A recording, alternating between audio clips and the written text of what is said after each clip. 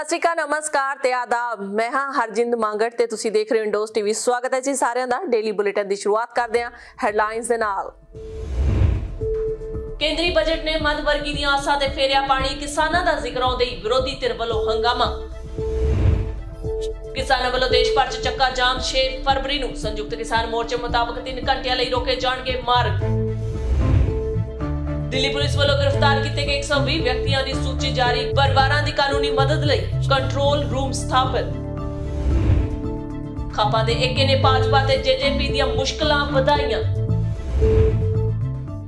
जी और इन्हां खबरां दी तफसील ते कुछ होर खबरां। वित्त मंत्री निर्मला सीतारमण ने बजट भाषण दौरान जिवें ही केंद्र सरकार दे किसानां दी भलाई लई वचनबद्ध होण दा जिक्र कीता तां सदन विच हाਜ਼ਰ विरोधी धिर दे संसद मैंबरां ने हंगामा कीता। उन्हां नारेबाजी करदिआं दिल्ली नूं 3 पासिਓਂ घेरी बैठे किसानां ਵੱਲ सरकार दा ध्यान दिवाया। संसद मैंबरां ने रौला रप्पा पाउंदिआं खेती कानूनां नूं रद्द करन दे नारे लाए। वित्त मंत्री नूं इस करके भाषण भी रोकना पिया। मंत्री ने कहा है कि घट्टो घट समर्थन मुल ते फसलों की खरीद जारी रहेगी। उन्होंने दस्सिया कि मौजूदा वित्ती वरे दौरान 1.72 करोड़ रुपए नाल किसानां दी झोने दी फसल खरीदी गई। उन्होंने कहा कि 2013-14 दौरान कुल 33,874 करोड़ रुपए कणक लई दिते गए सन, जबकि 2019-20 दौरान 62,000 करोड़ तो वध दिते गए। उन्होंने अंकड़े दसे कि 2021 विच ये 75,050 करोड़ तक पहुंचे। वित्त मंत्री अनुसार इस नाल 43.36 लाख किसानां नूं फायदा पहुंचा। जिक्रयोग है कि दिल्ली दे सिंघू, टिकरी ते गाजीपुर बार्डरां ते पंजाब, हरियाणा ते उत्तर प्रदेश समेत होर राज्यां दे किसानां ने पिछले 2 महीनों तो मोर्चे ला रखे ने। ਉਹ केंद्र सरकार ਵੱਲੋਂ पास ਕੀਤੇ 3 खेती कानून ਨੂੰ ਰੱਦ ਕੀਤੇ ਜਾਣ ਦੀ ਮੰਗ ਕਰ ਰਹੇ ਨੇ। 26 जनवरी ਦੀਆਂ ਘਟਨਾਵਾਂ ਮਗਰੋਂ ਅਤੇ ਸਿੰਘੂ ਬਾਰਡਰ ਤੇ ਪੁਲਿਸ ਦੀ ਹਾਜ਼ਰੀ ਵਿੱਚ ਕੁਝ ਲੋਕਾਂ ਵੱਲੋਂ ਪੱਥਰਬਾਜ਼ੀ ਕਰਨ ਤੋਂ ਬਾਅਦ ਹਰਿਆਣਾ ਤੇ ਉੱਤਰ ਪ੍ਰਦੇਸ਼ ਤੋਂ ਕਿਸਾਨਾਂ ਨੇ ਮੋਰਚਿਆਂ ਵਿੱਚ ਵੱਡੀ ਪੱਧਰ ਤੇ ਸ਼ਮੂਲੀਅਤ ਕਰਨੀ ਸ਼ੁਰੂ ਕਰ ਦਿੱਤੀ ਹੈ।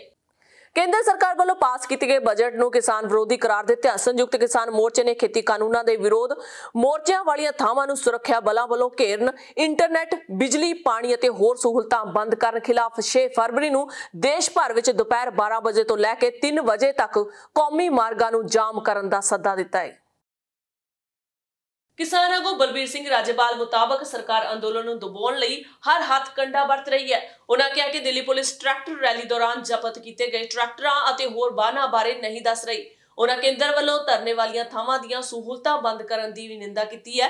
ਡਾਕਟਰ ਦਰਸ਼ਨਪਾਲ ਨੇ ਕਿਹਾ ਕਿ ਪੰਜਾਬ ਮੇਲ ਦਾ ਰੂਟ ਤਾਂ ਬਦਲਿਆ ਹੀ ਗਿਆ, ਨਾਲ ਹੀ 2 ਰੇਲ ਗੱਡੀਆਂ ਰੋਹਤਕ ਤੱਕ ਵੀ ਸਮਾਪਤ ਕਰ ਦਿੱਤੀਆਂ ਗਈਆਂ, ਜਿਸ ਕਾਰਨ ਹਜ਼ਾਰਾਂ ਕਿਸਾਨਾਂ ਨੂੰ ਮੋਰਚਿਆਂ ਉੱਪਰ ਆਉਣਾ ਔਖਾ ਹੋਇਆ ਪਿਆ ਹੈ। ਉਨ੍ਹਾਂ ਕਿਹਾ ਕਿ ਜੋ ਮਾਹੌਲ ਸਰਕਾਰ ਵੱਲੋਂ ਰੋਕਾ ਲਾ ਕੇ ਬਣਾਇਆ ਗਿਆ ਉਹ ਤਾਂ ਦੁਸ਼ਮਣ ਮੁਲਕ ਵੀ ਨਹੀਂ ਬਣਾਉਂਦੇ।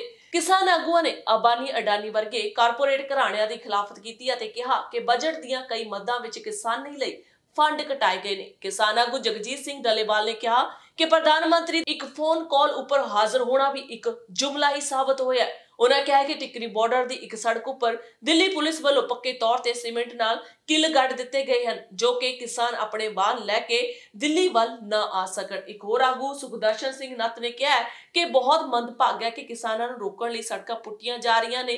FCI बारे जोगिंदर यादव ने कहा कि पिछले साल 1,36,000 करोड़ रुपए रखे गए सन, पर 84,636 करोड़ रुपए ही खर्च किए गए ने। इस साल बजट सिफर ही रखा गया, जिस तो साफ है कि सरकार FCI ਨੂੰ ਬੰਦ ਕਰਨ ਜਾ ਰਹੀ ਹੈ। ਪ੍ਰੇਮ ਸਿੰਘ ਭੰਗੂ ਨੇ ਕਿਹਾ ਕਿ ਗ੍ਰਿਫਤਾਰ ਜਾਂ ਲਾਪਤਾ ਲੋਕਾਂ ਬਾਰੇ ਪਤਾ ਕੀਤਾ ਜਾ ਰਿਹਾ ਅਤੇ ਜੋ ਵਿਅਕਤੀ ਗੈਰ ਕਾਨੂੰਨੀ ਹਿਰਾਸਤ ਵਿੱਚ ਲਏ ਗਏ ਹਨ ਉਹਨਾਂ ਦਾ ਵੀ ਪਤਾ ਲਾਇਆ ਜਾ ਰਿਹਾ ਅਤੇ ਹਰ ਪ੍ਰਕਾਰ ਦੀ ਕਾਨੂੰਨੀ ਸਹਾਇਤਾ ਵੀ ਦਿੱਤੀ ਜਾਵੇਗੀ। ਗੁਰਨਾਮ ਸਿੰਘ ਚੜੂਨੀ ਨੇ ਕਿਹਾ ਕਿ ਸੜਕ ਜਾਮ ਸਫਲ ਬਣਾਇਆ ਗਿਆ ਅਤੇ ਟੋਲ ਪਲਾਜ਼ੇ ਵੀ ਮੁੜ ਬੰਦ ਕਰਵਾਏ ਜਾ ਰਹੇ ਨੇ। ਕਿਸਾਨ ਆਗੂਆਂ ਨੇ ਗਾਜ਼ੀਪੁਰ, ਟਿਕਰੀ ਅਤੇ ਸਿੰਘੂ ਬਾਰਡਰਾਂ ਉੱਪਰ ਲਾਈਆਂ ਗਈਆਂ ਰੋਕਾਂ ਨੂੰ ਸਰਕਾਰੀ ਦਮਨ ਕਰਾਰ ਦਿੱਤਾ।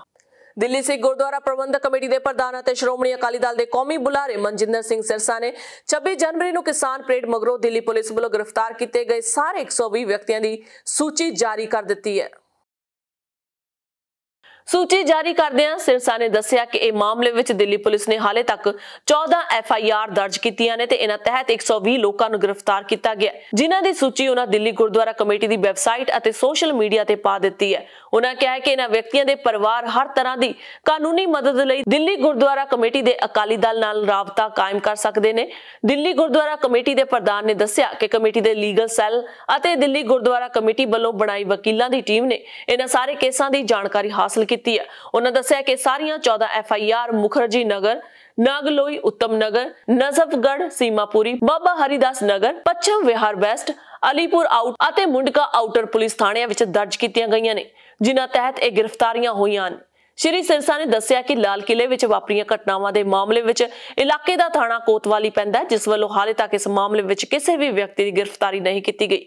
ਉਹਨਾਂ ਦੱਸਿਆ ਕਿ ਲੱਤ ਵਿੱਚ ਗੋਲੀ ਲੱਗਣ ਕਾਰਨ ਜ਼ਖਮੀ ਹੋਇਆ ਨੌਜਵਾਨ ਅਰਸ਼ਦੀਪ ਸਿੰਘ ਇਸ ਵੇਲੇ ਸੇਂਟ ਸਟੀਫਨ ਵਿੱਚ ਦਾਖਲ ਹੈ ਤੇ ਉਸ ਨੂੰ ਗ੍ਰਿਫਤਾਰ ਨਹੀਂ ਕੀਤਾ ਗਿਆ। ਦੱਸ ਦਈਏ ਕਿ ਸ਼੍ਰੋਮਣੀ ਅਕਾਲੀ ਦਲ ਨੇ 26 ਜਨਵਰੀ ਤੋਂ ਲਾਪਤਾ ਜਾਂ ਗਲਤ ਤਰੀਕੇ ਗ੍ਰਿਫਤਾਰ ਕੀਤੇ ਗਏ ਨੌਜਵਾਨਾਂ ਦੇ ਪਰਿਵਾਰਾਂ ਦੀ ਕਾਨੂੰਨੀ ਮਦਦ ਲਈ ਗੁਰਦੁਆਰਾ ਰਕਾਬਗੰਜ ਸਾਹਿਬ ਵਿੱਚ ਕੰਟਰੋਲ ਰੂਮ ਸਥਾਪਿਤ ਕਰ ਦਿੱਤਾ ਹੈ। ਪਾਰਟੀ ਪ੍ਰਧਾਨ ਸੁਖਬੀਰ ਸਿੰਘ ਬਾਦਲ ਨੇ ਪੱਤਰਕਾਰਾਂ ਨਾਲ ਗੱਲਬਾਤ ਕਰਦਿਆਂ ਕਿਹਾ ਕਿ 50 ਦੇ ਕਰੀਬ ਨੌਜਵਾਨ ਲਾਪਤਾ ਦੱਸੇ ਜਾ ਰਹੇ ਨੇ। ਉਹਨਾਂ ਕਿਹਾ ਕਿ ਸਾਰੇ ਪ੍ਰਭਾਵਿਤ ਪਰਿਵਾਰ ਉਹਨਾਂ ਨਾਲ ਰਾਬਤਾ ਕਾਇਮ ਕਰਨ, ਉਹਨਾਂ ਦੀ ਕਾਨੂੰਨੀ ਸਹਾਇਤਾ ਸਮੇਤ ਹਰ ਤਰ੍ਹਾਂ ਦੀ ਮਦਦ ਕੀਤੀ ਜਾਵੇਗੀ। ਇਸ ਦੌਰਾਨ ਉਹਨਾਂ ਪ੍ਰਭਾਵਿਤ ਪਰਿਵਾਰਾਂ ਦੀ ਸਹੂਲਤ ਲਈ 3 ਹੈਲਪਲਾਈਨ ਨੰਬਰ ਵੀ ਜਾਰੀ ਕੀਤੇ ਗਏ ਨੇ।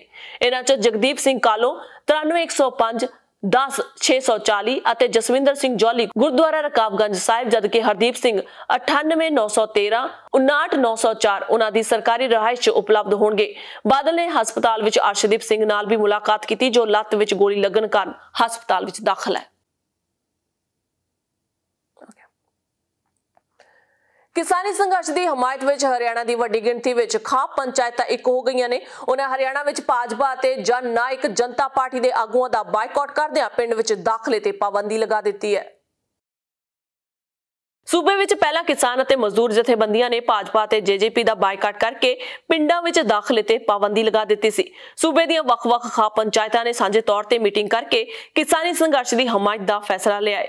ਖਾਪ ਪੰਚਾਇਤਾਂ ਦੇ ਏਕੇ ਨੇ ਸੱਤੇਧਾਰੀ ਪਾਰਟੀਆਂ ਨੂੰ ਕੰਬਣੀ ਛੇੜ ਦਿੱਤੀ ਹੈ। ਰਾਜਸੀ ਆਗੂਆਂ ਨੂੰ ਲੋਕਾਂ ਵਿੱਚ ਜਾਣਾ ਮੁਸ਼ਕਿਲ ਹੋ ਗਿਆ ਹੈ। ਸਾਗਵਾਨ ਖਾਪ ਦੇ ਪ੍ਰਧਾਨ ਸੋਮਵੀਰ ਸਾਗਵਾਨ ਨੇ ਕਿਹਾ ਕਿ ਖੇਤੀ ਕਾਨੂੰਨਾਂ ਦਾ ਵਿਰੋਧ ਕਰ ਰਹੇ 150 ਦੇ ਕਰੀਬ ਵਿਅਕਤੀਆਂ ਦੀ ਮੌਤ ਹੋ ਚੁੱਕੀ ਹੈ, ਪਰ ਕੇਂਦਰ ਸਰਕਾਰ ਕਿਸਾਨਾਂ ਦੀਆਂ ਮੰਗਾਂ ਮੰਨਣ ਲਈ ਤਿਆਰ ਨਹੀਂ ਹੈ। ਉਹਨਾਂ ਕਿਹਾ ਜਿਹੜੀ ਸਰਕਾਰ ਕਿਸਾਨਾਂ ਦੀ ਗੱਲ ਸੁਣਨ ਲਈ ਤਿਆਰ ਨਹੀਂ ਹੈ, ਉਸ ਦੇ ਆਗੂਆਂ ਨੂੰ ਪਿੰਡ ਵਿੱਚ ਦਾਖਲ ਨਹੀਂ ਹੋਣ ਦਿੱਤਾ ਜਾਵੇਗਾ। ਜੇਕਰ ਇਹਨਾਂ ਰਾਜਸੀ ਪਾਰਟੀਆਂ ਦਾ ਆਗੂ ਪਿੰਡਾਂ ਵਿੱਚ ਦਾਖਲ ਹੁੰਦਾ ਹੈ ਤਾਂ ਉਸ ਦਾ ਪਰਿਵਾਰ ਖੁਦ ਜ਼ਿੰਮੇਵਾਰ ਹੋਵੇਗਾ। ਉਧਰ ਪਲਵਲ ਵਿੱਚ ਕਿਸਾਨ ਜਥੇਬੰਦੀਆਂ ਦੇ ਆਗੂਆਂ ਨੇ ਮੁੜ ਧਰਨਾ ਸ਼ੁਰੂ ਕਰ ਦਿੱਤਾ ਹੈ। ਧਰਨੇ ਵਿੱਚ ਕਿਸਾਨ ਤੇ ਮਜ਼ਦੂਰਾਂ ਤੋਂ ਇਲਾਵਾ ਵੱਡੀ ਗਿਣਤੀ ਵਿੱਚ ਵਕੀਲਾਂ ਨੇ ਹਿੱਸਾ ਲਿਆ। ਮਿਆਂਮਾਰ ਦੀ ਫੌਜ ਵੱਲੋਂ ਦੇਸ਼ ਤੇ ਕੰਟਰੋਲ ਕਰਨ ਦੀਆਂ ਖਬਰਾਂ ਤੇ ਡੂੰਘੀ ਚਿੰਤਾ ਜ਼ਾਹਰ ਕਰਦੇ ਹੋਏ ਆਸਟ੍ਰੇਲੀਆ ਨੇ ਸੈਨਾ ਨੂੰ ਕਾਨੂੰਨ ਦੇ ਰਾਜ ਦਾ ਸਨਮਾਨ ਕਰਨ ਅਤੇ ਸਾਰੇ ਨਾਗਰਿਕ ਨੇਤਾਵਾਂ ਅਤੇ ਹੋਰਨਾਂ ਨੂੰ ਰਿਹਾ ਕਰਨ ਦੀ ਮੰਗ ਕੀਤੀ ਹੈ, ਜਿਨ੍ਹਾਂ ਨੂੰ ਗੈਰ ਕਾਨੂੰਨੀ ਢੰਗ ਨਾਲ ਨਜ਼ਰਬੰਦ ਕੀਤਾ ਗਿਆ ਹੈ।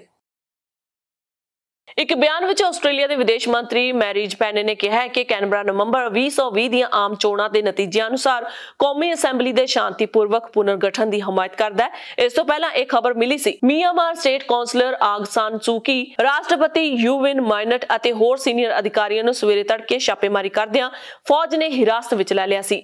ਬਿਆਨ ਵਿੱਚ ਕਿਹਾ ਗਿਆ ਕਿ ਆਸਟ੍ਰੇਲੀਆ ਸਰਕਾਰ ਉਹਨਾਂ ਖਬਰਾਂ ਤੇ ਡੂੰਘੀ ਚਿੰਤਾ ਜ਼ਾਹਰ ਕਰ ਰਹੀ ਹੈ ਜਿਸ ਮੁਤਾਬਕ ਮਿਆਂਮਾਰ ਦੀ ਫੌਜ ਇੱਕ ਵਾਰ ਫਿਰ ਮਿਆਂਮਾਰ ਤੇ ਕਬਜ਼ਾ ਕਰਨ ਦੀ ਕੋਸ਼ਿਸ਼ ਕਰ ਰਹੀ ਹੈ ਅਤੇ ਸਟੇਟ ਕਾਉਂਸਲਰ ਆਂਗ ਸਾਨ ਸੂ ਕੀ ਅਤੇ ਰਾਸ਼ਟਰਪਤੀ ਯੂ ਵਿਨ ਮਾਈਨਟ ਨੂੰ ਹਿਰਾਸਤ ਵਿੱਚ ਲੈ ਚੁੱਕੀ ਹੈ। ਆਸਟ੍ਰੇਲੀਆ ਮਿਆਂਮਾਰ ਅਤੇ ਇਸ ਵਿੱਚ ਲੋਕਤੰਤਰੀ ਤਬਦੀਲੀ ਦਾ ਲੰਮੇ ਸਮੇਂ ਤੋਂ ਸਮਰਥਕ ਹੈ। ਇਸ ਗੱਲ ਤੇ ਜ਼ੋਰ ਦਿੰਦਿਆਂ ਪੈਨੇ ਨੇ ਕਿਹਾ ਕਿ ਅਸੀਂ ਸੈਨਿਕਾਂ ਨੂੰ ਕਾਨੂੰਨ ਦੇ ਰਾਜ ਦਾ ਸਮਰਥਨ ਕਰਨ, ਕਾਨੂੰਨ ਵਿਵਸਥਾ ਦੇ ਮਾਧਿਅਮ ਰਾਹੀਂ ਵਿਵਾਦਾਂ ਨੂੰ ਸੁਲਝਾਉਣ ਅਤੇ ਸਾਰੇ ਨਾਗਰਿਕ ਨੇਤਾਵਾਂ ਅਤੇ ਹੋਰਾਂ ਨੂੰ ਤੁਰੰਤ ਰਿਹਾ ਕਰਨ ਦਾ ਸੱਦਾ ਦਿੰਦੇ ਹਾਂ, ਜਿਨ੍ਹਾਂ ਨੂੰ ਗੈਰ ਕਾਨੂੰਨੀ ਢੰਗ ਨਾਲ ਹਿਰਾਸਤ ਵਿੱਚ ਲਿਆ ਹੈ। ਅਸੀਂ ਨਵੰਬਰ 2020 ਦੀਆਂ ਆਮ ਚੋਣਾਂ ਦੇ ਨਤੀਜਿਆਂ ਅਨੁਸਾਰ ਨੈਸ਼ਨਲ ਅਸੈਂਬਲੀ ਦੇ ਸ਼ਾਂਤੀਪੂਰਵਕ ਪੁਨਰਗਠਨ ਦਾ ਸਮਰਥਨ ਕਰਦੇ ਹਾਂ। ਇਸ ਤੋਂ ਪਹਿਲਾਂ ਸੰਯੁਕਤ ਰਾਜ ਅਮਰੀਕਾ ਨੇ ਵੀ ਮਿਆਂਮਾਰ ਦੀ ਸਥਿਤੀ ਤੇ ਪ੍ਰਤੀਕਿਰਿਆ ਜ਼ਾਹਰ ਕਰਦਿਆਂ ਕਿਹਾ ਕਿ ਉਹ ਅਜਿਹੀਆਂ ਖਬਰਾਂ ਤੋਂ ਚਿੰਤਤ ਹੈ ਕਿ ਮਿਆਂਮਾਰ ਦੀ ਫੌਜ ਨੇ ਬਰਮਾ 'ਚ ਸੂਕੀ ਅਤੇ ਹੋਰ ਨਾਗਰਿਕ ਅਧਿਕਾਰੀਆਂ ਦੀ ਗ੍ਰਿਫਤਾਰੀ ਸਮੇਤ ਦੇਸ਼ ਦੀ ਜਮਹੂਰੀ ਤਬਦੀਲੀ ਨੂੰ ਕਮਜ਼ੋਰ ਕਰਨ ਲਈ ਕਦਮ ਚੁੱਕੇ ਨੇ।